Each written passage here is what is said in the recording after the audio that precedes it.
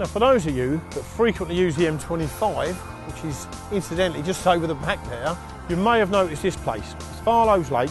It's just inside the M25 and it sits halfway between the junctions of the M4 and the M40. It's actually not too bad over there today because at least one lane seems to be moving. Well, if you can forget the motorway noise just for your bit of fishing, it's a beautiful 25-acre lake full of snags, bays, islands, pads and a lot of open water fishing if you choose to do that. It's got a lot of carp in it. There's quite a few 30-pound fish, probably a couple of 120s, I don't know how many hundreds and hundreds of doubles. There's bream, you've got a good head of quality roach, perch. I've had them myself up to nearly £3 on lures, and a big head of good pike. It's done a lot of good pike over 20 pounds. Although these get sort of basically ignored, if that's your boat, then get over and do some fishing. You know, it's a real good mixed fishery. The guy I bought with me today, a good friend of mine, Ian O'Cock, self-employed builder, very competent angler, and a good laugh, so we'll have some fun. I met Ian, oh no, probably a year ago now. He actually booked a tutorial with me. Only, I'll hasten to add only, because he's a good fisherman, to brush up on rig bits, end bits really, just to give him a little bit of confidence. I didn't need to teach him too much, as you'll see. Very good fisherman and very good company. Well, this is the swim we've chosen, and we're going to be concentrating our efforts on one particular area of this bay.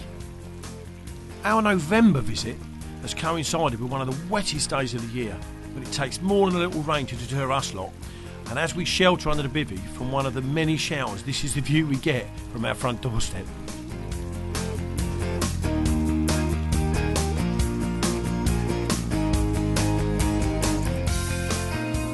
Just take a few minutes to explain to you why we've ended up in this area of the lake that we're fishing. The lake, it's about 25 acres, 28 acres. There's lots of islands, lots of open water areas. Why have we ended up here, Ian?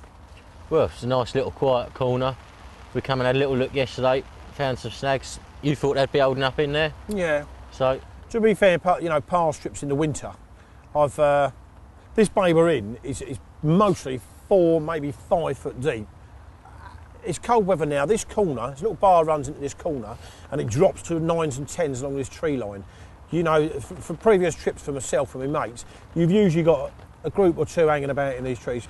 It makes sense. You've got like a huge tree in the water there, a load of little bushy snags here. There are fish in them, and it's almost like a little well, isn't it? Yeah. And it's where they end up. If they come into this bay, invariably they're going to end up in this corner to have a mosey about. Now, why would you guess there's a bundle of fish hanging about in these trees then? well, it's going to be a nice bit of cover for them. If there's a few other anglers about, it gives them somewhere to sort of get out and hide and get away from all the pressure. And the fact it's a snaggy corner, you said, it puts people off. A lot of people are scared of them. I mean, they are difficult to fish, to be fair, and you've got to be very thorough in what you're doing. Yeah. This is not a popular swim, which is again why we chose it and didn't ask for it to be reserved. People ignore it. In fact, it would be one of mine. It was our first choice. Yeah. Not one of mine would be. It definitely was our first choice. You know, it's a nice bit of cover from it. Deep water, the bottom's clear, they get fed there. Everything is saying you're going to get a bite. All points in this direction, doesn't it? There's always fish held up in the snags. So. And some of the biggest fish in this lake, you know, they've been out from this area. Again, a tiny little area on the edge of 25 acres of water. Oh. Well, that caught us all napping, but very welcome nonetheless. That rod had only been out there for about 20 minutes and we had a bite right next to those snags in the corner we've been talking about. And for those of you who may be uncertain about fishing these types of areas, don't worry. I'll be giving you a few pointers later in the programme. First things first though, I've got me a fish to land. One in the back.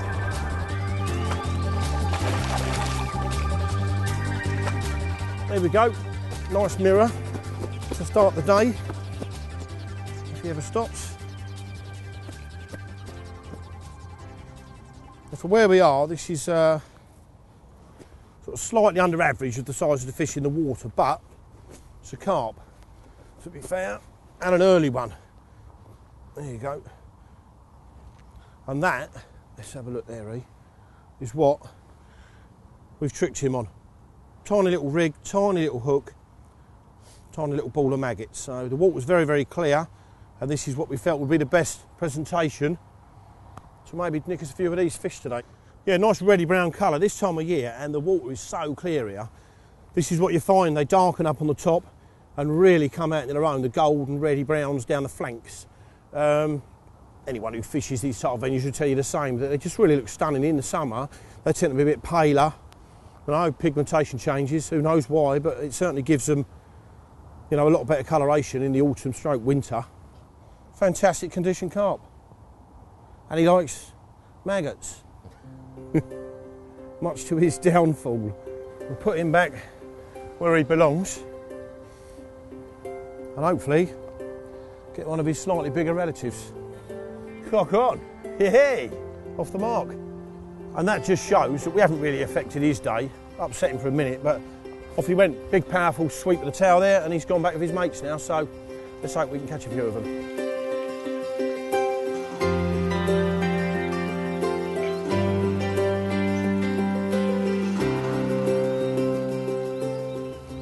Right, I'll just go through making up the maggot rig that we've been getting these bites on.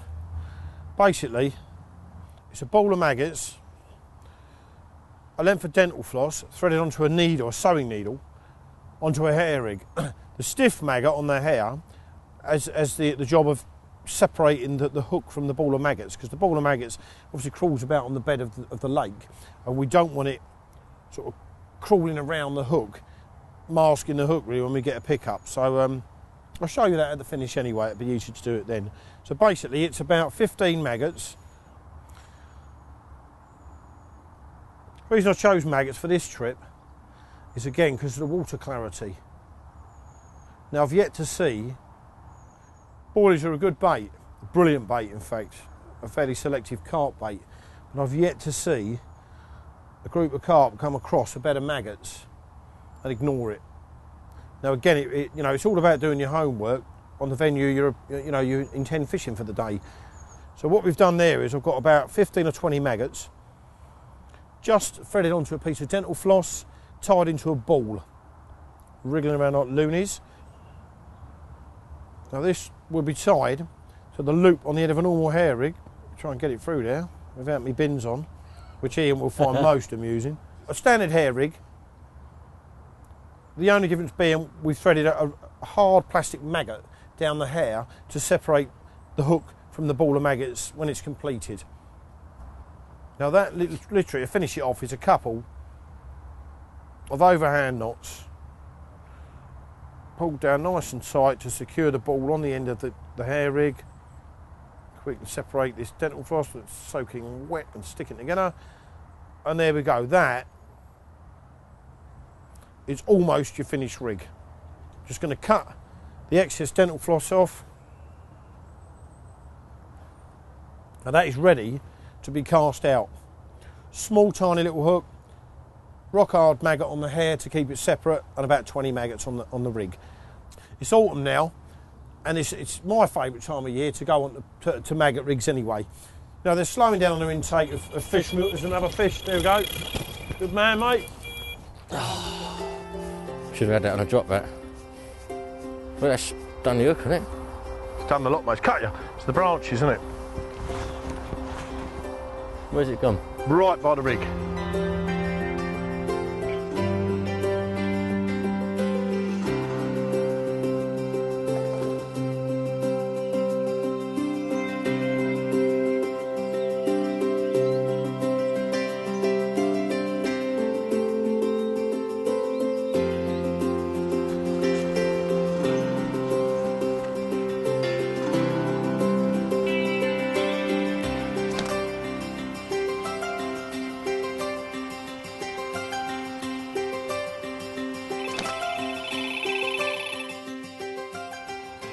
You in, E? Yeah. Oh, we've got another fish, so we'll go back there to the swim and see what Ian's getting on. Keep going, mate. Keep him coming. Brilliant. She's out. You're over the other lines, mate. It's all yours now. Come on.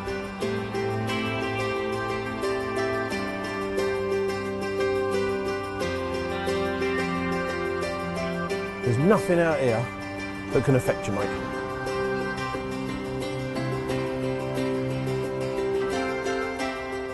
Just slam straight into it. Yeah. Come on. Yeah. No messing about with bites like that, is there?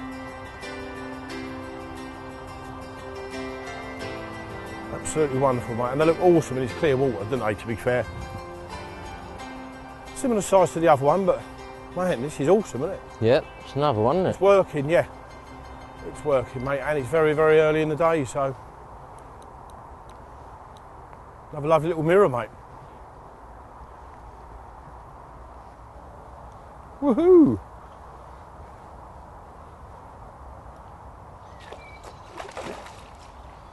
Big ball of maggots hanging off his bottom lip, mate.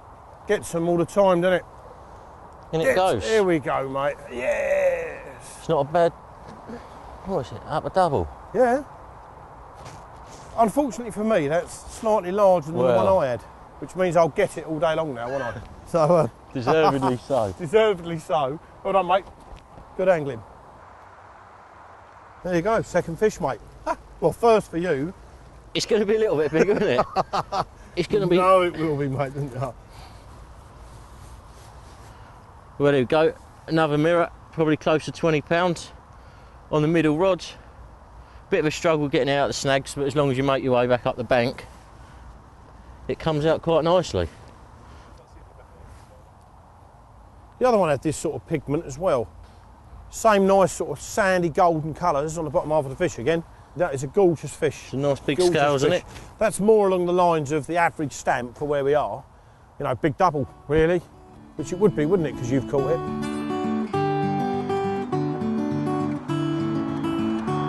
£20, 10. Not exactly a textbook return. As the fish made a leap for freedom, it ended up doing a barrel roll. But no damage done, and that is one very lively fish.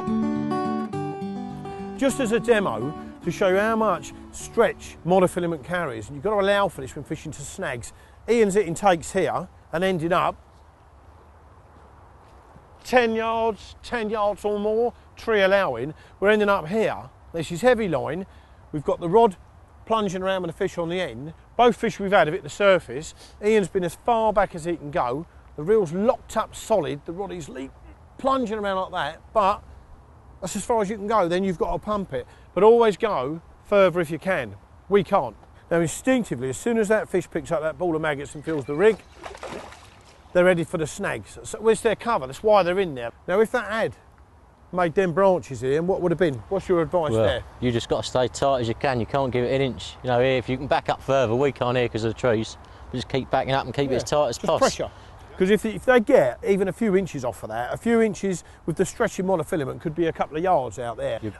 And not just they're going to make the branches, this makes the branches, it will cut the hook length. You know, them branches are covered in mussels, other people's tackle. Just keep the pressure on and try to have them out there. I see a lot of people fishing situations like this with bait runners. By the time you've got a couple of bleeps, that fish is already on the move, isn't it? And a loose bait runner is we're never going to land anything, are you? No point fishing the snags, you're just going to have a bad day. And what's getting hurt? All you can do is cause damage to the fish, it's no good. There you go. So I cannot emphasise enough, do not give them 1 inch. These clutches have got, when it's tight, tighten it a bit more because they're not, you know, you just give it that little extra bit. Because if they make the branches, you're done.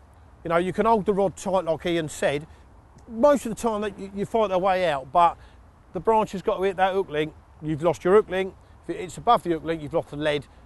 Who knows? So keep everything nice and tight, run backwards and haul them out.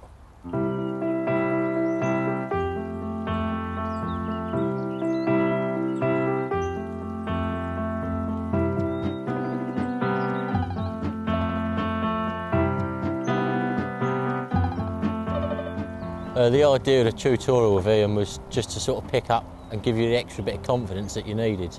My time's limited like most people out on the bank. You can get a day here and a day there, and just knowing what you was doing was right to maximise your sort of time that you get out on the bank. You know, for me that was what I needed to know. Just a bit of assurance that everything you're doing is how it should be and everything's right. Today we're out here fishing in pouring rain, but like most people, you know, you've got a family, got work, you get a day off, you've got to come out, you've got that day, you can't pick and choose, so you really want to be making the most of the time that you do get. When I started fishing, it was probably about 10 years ago, doing little bits on the Thames and rivers, and slowly moved on to lakes and doing the carp fishing. And nowadays I try to do as much as different sorts as possible, really. I do a bit on the rivers, some on the lakes, you know, just to keep the variety of it. I like the challenge. I like I like fishing unknown places where you never know what you're going to catch. It's just that little second you get when your bobbin's moving, you never know what's going to be there.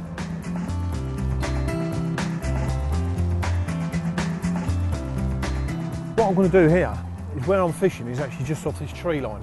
But rather than keep taking chances with catapults, we've lost the breeze, so the baits are dropping a bit short.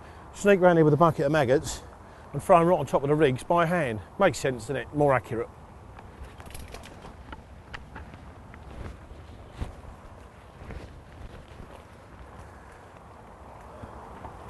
Now I'm here, the area I'm actually casting to is just here, just on the edge of this bay actually. If you come in too far, you know, you run a risk of catching the branches, but we're just sort of 3 yards off the bank here.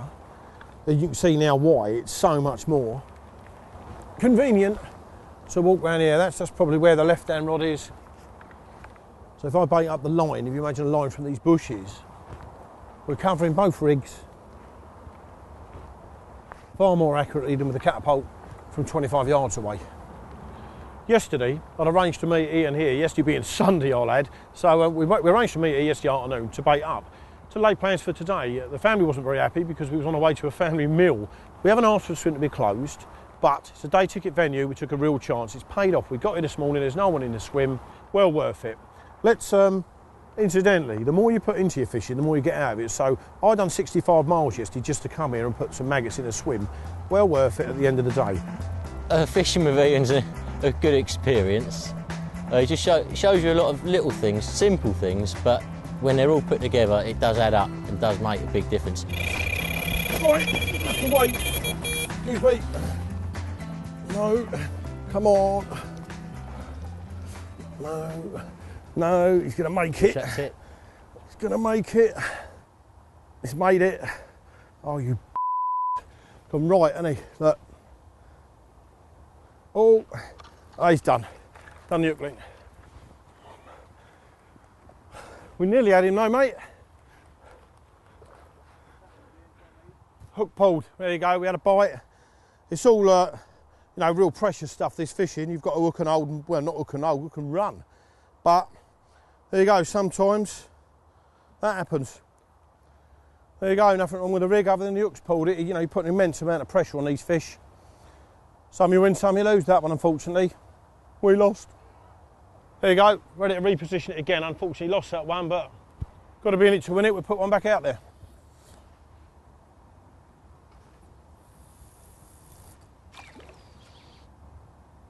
Bang on. The reason I'm sinking the tip is because very clear water. The fish are they're going to be quite spooky. They're very aware of lines. Sink the line down. Tiny bit of slack down here and it's all going down. I've got a fluoro leader which is invisible in water, or as near as you're going to get, and it makes it lay all on the bed of the lake. So theoretically, in our mind, it's out of the way of the fish and not spooking them. So now, it's not often in fishing I would ever advise you cutting corners, but this is one we can cut, because what we've got here is a tiny little spot against this bush tucked in the corner. Now, it's quite a difficult cast to underswing and flick it round there, walk it down the path. Doesn't it make so much sense? Lower it off the edge, nice big handful of bait down the line, feed it back over the bushes. Again, we're not leaving leads in bushes here. It just makes so much sense to do this. Why do it if you haven't got to? Back over the bushes, sink the line onto the buzzer, ready for a bite hopefully.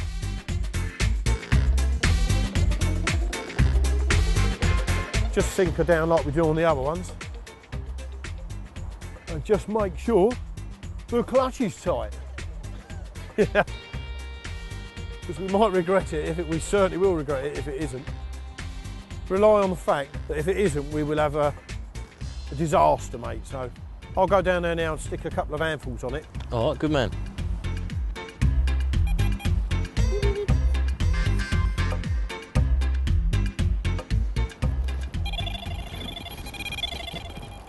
That's it, there you go, look.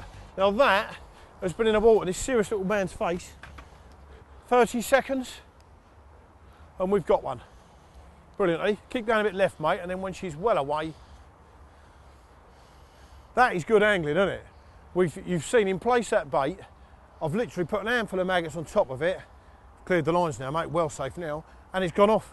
I can't, that's, come on! That's within a minute or so, isn't it? Brilliant, mate, yeah. Well, that's been in there 4 hours and literally a minute, isn't it? It's pucker, mate. Straight up again, bang. Quick as they come, that was, Brilliant, mate. Absolutely brilliant, Ian. It's another nice fish as well, isn't it? Another mirror by the looks of it. Yeah, it's a mirror, mate. Come on. Just shows you we were getting liners on that. You know, it's just that couldn't have worked. That could not have happened any better than that just has, isn't it? It's worth just putting it out again, isn't it? If yeah, you think something's happened. I know the carp, and a lot of people say they tend not to recast because they're frightened. They're scared they're going to scare the fish. They're down there, mate. They're eating the creatures of nature. That's been in there literally a minute or two. It must have gone right on his head. And there you go, mate. There's the result. Well, it's just worth redoing it, doesn't you? If you Mate, think you should have caught one and know. you haven't, looks like it's going to be ready in a minute. Yeah. I'll get in there. Oh. It's lovely in this clear water, isn't it? Yeah, it's Every nice kick, to see him powering through, every isn't single kick, mate. Well worth it, mate, isn't it? Just lovely being fishing. That's a nice fish, mate.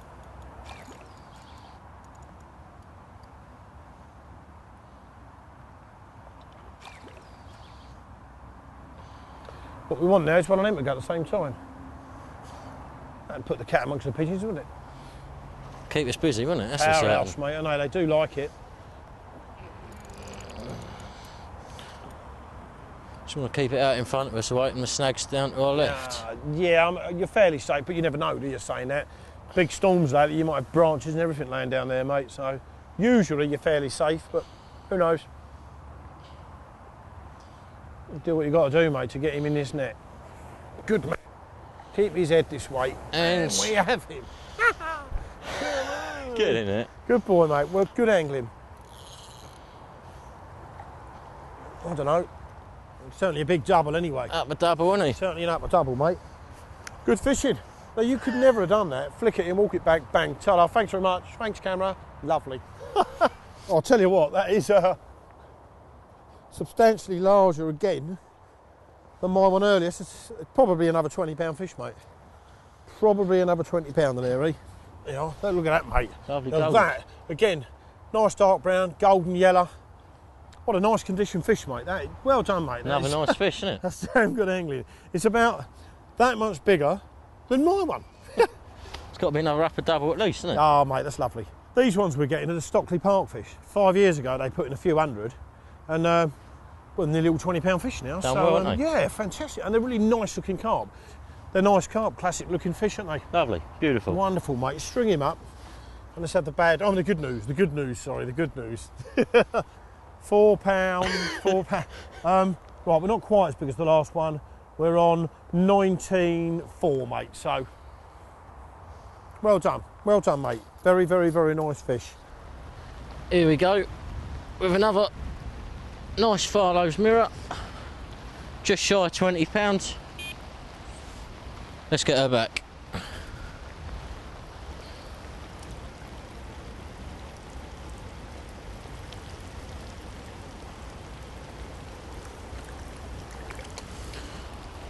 Off she goes. And look at this, absolutely torrential, but we're having fun. We're still fishing, free fish. Jesus, there you go. Playing havoc, but we'll carry on. The brolly's going, so I'm going out to do the brolly. Ah!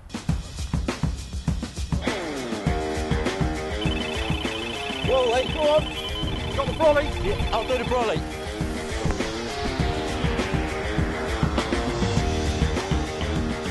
Sorry. Still got to make some room on this fish. Oh. There you go. I haven't got a clue where the fish is. I can't see it yet. I think it's still moving away from snags. I've got to cut it. It's right in the corner. I've got to go down here just to get some head roll on it. Brilliant. We just look at this weather and we're doing what we love, mate. Catching carp. That is unbelievable, Ian, isn't it? Look at this, mate. Don't get any better. You still see her smiling, though? There she is, mate. Lovely.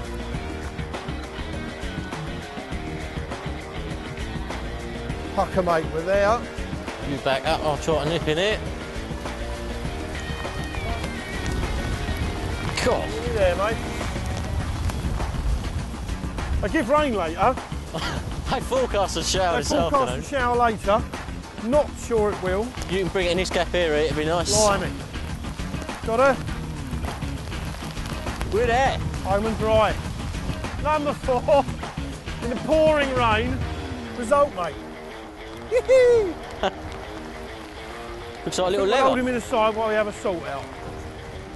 Just take him back. Well, that is almost, if he stops wriggling about, hang on, almost a leather carp. Not quite. There's a couple of scales on him which makes him a mirror, but there you go. Number 4. Again, beautiful colours. Now, I've only ever caught one true leather carp because there aren't that many around, to be fair. This has got one scale on the top of his flank there, so I'm sure that counts as a mirror still, but all the same, nice to be fishing, nice to be catching fish on such a wonderful day with the rain, the wind, torrential rain, should we say, gale force winds. The brolly's gone twice, once when we was playing this fish, and it all got a bit messy for a while, but there you go. With a lot more rain on the way, Ian and I have decided that perhaps it was time to think about pulling stumps. We've both had a great time, but sometimes the prospect of dry clothes and a warm radiator can get the better of even the keenest angler.